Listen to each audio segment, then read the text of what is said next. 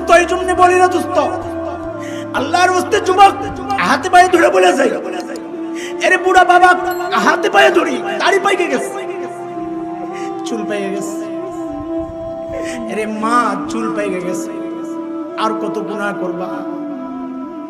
এখনো তোমার টেলিভিশনের সামনে পাওয়া যায়, কি মনে করছো?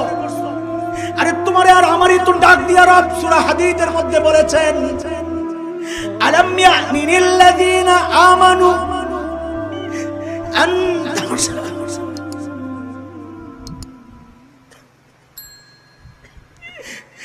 আলাম ইয়ানিল লাযিনা আমানু আন তাখশা কুলুবুহুম লিযিকরিল্লাহ।